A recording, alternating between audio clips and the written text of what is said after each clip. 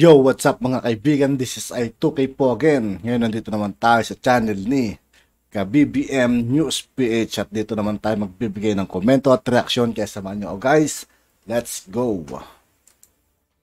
Mga ka-BBM, nagluluksa ngayon ang kampo ng dating DOJ Secretary at dating Senador na si Leila de Lima.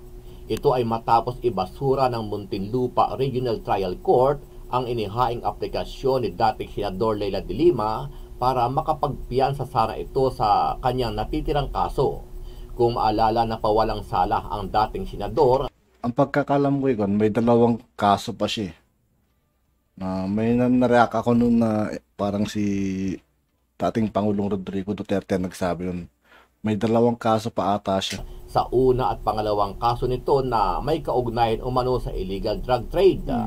Nito lang nakalipas na araw ay tila nagbubunyi na ang kampo ni de Lima dahil umaasa si Free Laila now. No comment guys. na papanigan sila at pagbibigyan ng korte ang pansamantalang paglaya ni de Lima dahil nila ay sapat na ang mahigit 6 na taon na pagkakakulong nito at pagkonsidera sa edad ni de Lima at ang kanyang health condition. Pero kahapon ay nagulat at nadismaya sila dahil taliwas ito sa kanilang inaasahan matapos magdesisyon ang korte na hindi pwedeng palayain ang dating DOJ Secretary dahil mabigat ang mga ebidensya laban sa kanya. Oo, halos ang titibay kasi ng mga ebidensyang nila pagsaan niya guys, so to lang. Tapos about pa sa drugs. Dahil sa naging desisyon ng korte, ikinatuwa ng ating mga kababayan, partikular ang isang retired general dahil nila ay buhay na buhay pa rin ang umiiral na hustisya sa ating bansa at patunay lamang ito na walang maimpluwensya at makapangyarihang tao na pinapanigan ang korte at dapat malagot sa batas at sa taong bayan kung sila man ay nagkasala. Tama. Ano ang masasabi mo dito mga ka-BBM? Pabor ka ba sa naging desisyon ng korte na manatili sa kulungan o dapat ay pagbigyan ng pardon itong si dating senador at DOJ Secretary Leila de Lima? Nagtataka lang din ako, no? May mga tao parang talagang naniniwala kay Leila de Lima. Or, di natin alam kung bayad yung mga yun or kamag-anak niya or di natin alam. Basta, para sa atin mga guys, malinaw naman yung nangyari nun, di ba? Ang laking pera na nakulambat nila. Sama-sama nating panoorin ang buong video at pakikomment nyo po ang inyong mga reaksyon at sariling opinion. Pero bago yan, muli po ako nag-iimbita sa mga hindi pa nakasubscribe. Guys, sa lahat ng hindi pa nakasubscribe kay BBM News PH mga kaibigan, mag-subscribe na po tayo at huwag nyo rin pong kalimutan mag-subscribe dito sa aking channel. Subscribe sa ating channel na BBM News PH, pakipindot po ang subscribe button at pakiclick na rin ang notification bell para lagi kayong updated sa mga bagong upload natin na legit at napapanahong balita. Maraming pong salamat. Naunsyami ang paglaya ni dating Senadora Leila de Lima matapos tanggihan ng Muntinlupa RTC Branch 256 ang hiling niyang makapagpiyansa para sa natitira niya Talagang walang piyansa yung kanya, no? Yung case niya, no? ang kaso kaugnay ng illegal drug trade. Sa kasong ito sinasabing tumanggap umano ng drug money si de Lima para sa kanyang kampanya noong 2016 elections. Sa 35 pahinang desisyon ng korte, hindi ito kumbinsido sa argumento ng kampo ng dating senadora. Kabilang sa mga ibinigay na dahilan ng senadora, ang kanyang edad at ang maselan umano niyang kalusugan. Giit ng korte, kung kinakailangan magpa-check up ni de Lima, pwede naman siyang humiling ng medical furlough. Isolated case din daw ang nangyaring hostage taking kay de Lima noong Oktubre ng nakaraang Hostage taking, parang wala akong nabaltaan nun guys. taon. Hindi rin daw basta-basta mababaliwala ang pahayag ng mga testigo kahit pa may pagkakaiba sa ilang testimonya ng mga ito. Pero paglilinaw ng korte, hindi pa nito hinuhusgahan si de Lima. 2017 pa nakapit sa PNP Custodial Center sa Camp Crame si de Lima matapos akusahan na sangkot sa bentahan ng iligal na droga sa Bilibid. Absuelto na si de Lima sa unang 2 drug case laban sa kanya. Dismayado ang kapatid ng dating senadora sa naging desisyon desisyon ng Muntinlupa RTC. Muli na naman daw naantala ang hustisya na matagal nang inaasam ng kanyang kapatid. Ikinadismaya rin ng ilang grupo ang pagbasura ng korte sa bail petition ni De Lima. Ayon kay Gabriela Party List Representative Arlene Brosas, mariin nilang kinukundina ang patuloy na pag-usig sa mga kritikong lumalaban sa mga anti-poor policy ng pamahalaan.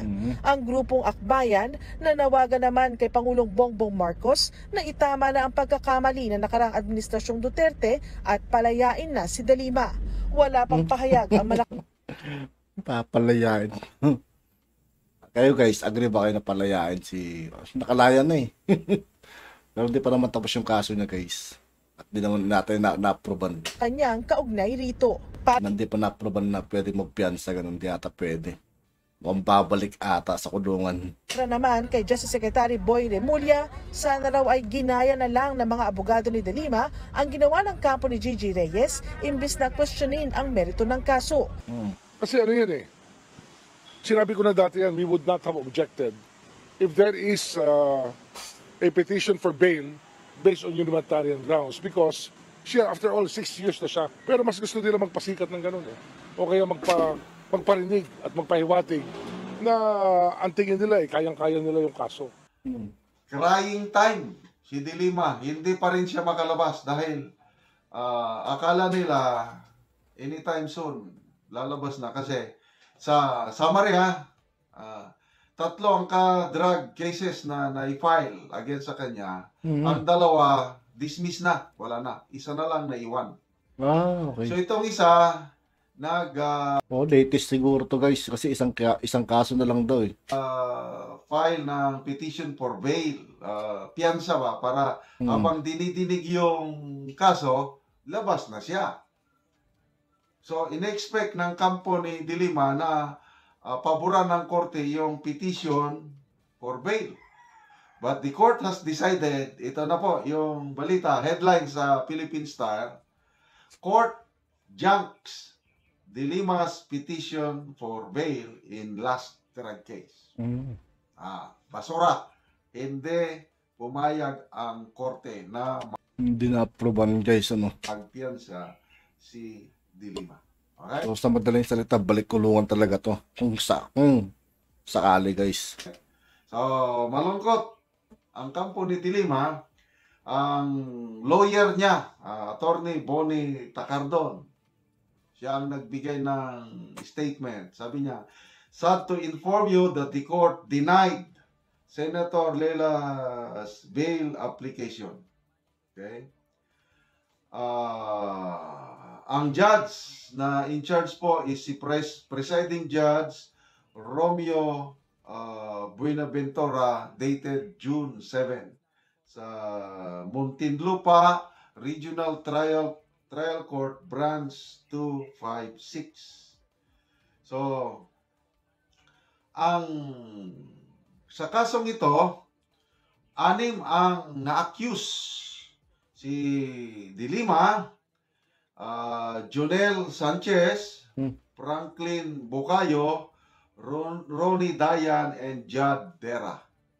So, ang kaso is yung conspiracy to sell or to engage in illegal drug trade sa Bilimid.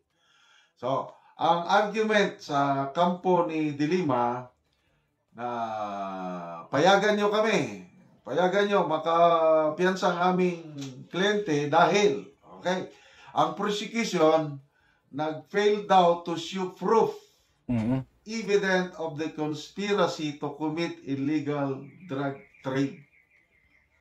Mahina daw ang ebidensya, sabi sa mga lawyer ni De Lima, na may conspiracy to commit illegal drug trade. Bakit daw mahina ang ebidensya? Dahil yung mga testimonies ng prosecution may mga inconsistencies sa testimony. So, ang sagot ng korte, totoo nga, may inconsistencies. Hindi ba nag-corroborate yung mga testimonies. But sabi ng korte, it does not destroy the testimony itself. So sabi ng korte, malakas pa rin yung ebidensya na nagkaroon nga ng illegal drug trade conspiracy. Meron pa rin. Kaya, ang petition for bail, hindi na pagbigyan. But the court specifies na iba na kung mag-trial.